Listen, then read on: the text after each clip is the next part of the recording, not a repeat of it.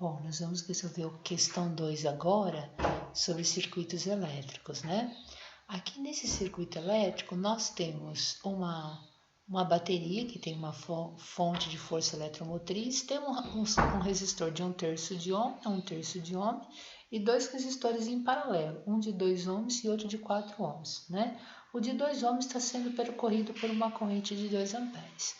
Bom, o que esse problema pede, né? Ele quer o valor dessa diferença de potencial entre os terminais da fonte, né? Ou seja, ele quer o valor da fonte da DDP entre os terminais, né? Ele quer a força eletromotriz epsilon. Bom, o que a gente sabe nesse circuito, né? Estou colocando aqui na folha de caderno para a gente entender. A gente sabe que como esses dois resistores estão em paralelo, a diferença de potencial entre os terminais de 2 é igual à diferença de potencial entre os terminais do resistor de 4, né?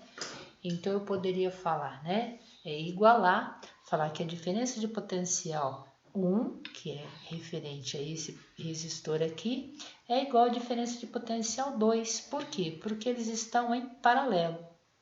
Essa é uma grande propriedade que a gente não pode esquecer. Como eles estão em paralelo, qual que é a diferença de potencial nos terminais desse resistor? É a resistência vezes a corrente que o percorre, ou seja, eu vou chamar isso aqui de R1 e 1 e o outro eu vou chamar de R2 e 2.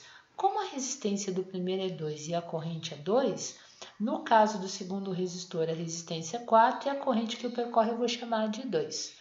A gente sabe que 2 vezes 2, 4. 4 é igual a 4 vezes I2, ou seja, I2 é igual a 1 ampere. Dessa forma, a gente acabou de descobrir que a corrente que percorre o resistor de 4 ohms é uma corrente de 1 ampere. A gente não precisaria fazer esse cálculo. A gente sabe que se a corrente total é dividida, né, se o resistor aumenta, ele dobra, então a resistência é inversamente proporcional à corrente. Se a resistência do meu fio aumenta, significa que a dificuldade para a passagem da corrente ao longo daquele fio diminuiu. E se a resistência aumentou pelo dobro, então a corrente vai diminuir, vai ser dividida pelo mesmo fator.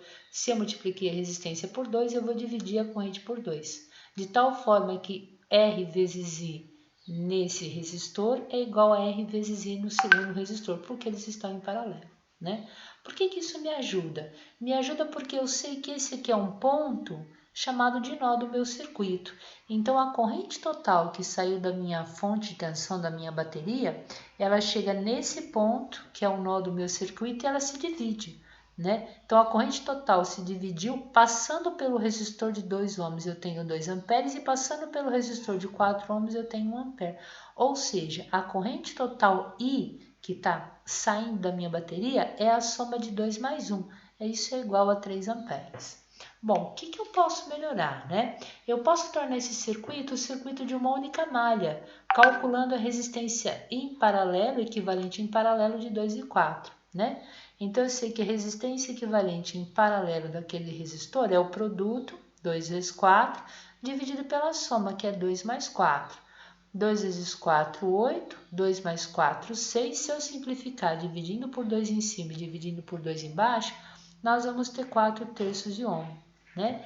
E o nosso circuito, ele ganha uma cara um pouco mais simples, né? Eu tenho um resistor de 1/3 de ohm, como nós tínhamos no circuito original. Nós temos aqui na parte de baixo do circuito um outro resistor de 1/3 de ohm. E esses dois resistores em paralelos junto equivalem a uma resistência equivalente. Essa resistência equivalente é 4/3 de ohm que nós acabamos de encontrar. E todos esses resistores estão recebendo a tensão a partir dessa força eletromotriz da nossa bateria. Que mais que a gente descobriu que é muito importante aqui, né? A gente descobriu que a corrente que está percorrendo todo esse circuito é uma corrente igual a 3 amperes. Então, sai da bateria uma corrente e essa corrente I é igual a 3 amperes, né? O que a gente sabe?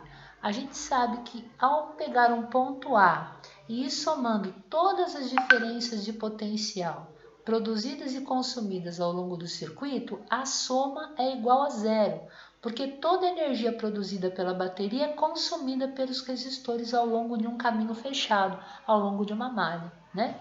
Então, a gente sabe aqui, né? Vou começar a somar, sair do ponto A. Como a corrente vai percorrer do negativo para o positivo, há um aumento de tensão. Então, aqui eu tenho uma contribuição com o aumento da diferença de potencial epsilon. Esses três resistores, eles estão em série, né? Então, eu posso encontrar a resistência equivalente do circuito, ou seja, quem que é a resistência total do circuito? É 1/3 mais 4/3 mais 1/3. Tudo isso aqui vezes I, é a mesma corrente que está percorrendo os resistores. Isso tudo é igual a zero. Um detalhe, essas resistências, elas consomem energia, né? Então, enquanto a bateria está produzindo diferença de potencial, esses três resistores estão consumindo, por isso é que eu estou colocando o sinal negativo aqui, né?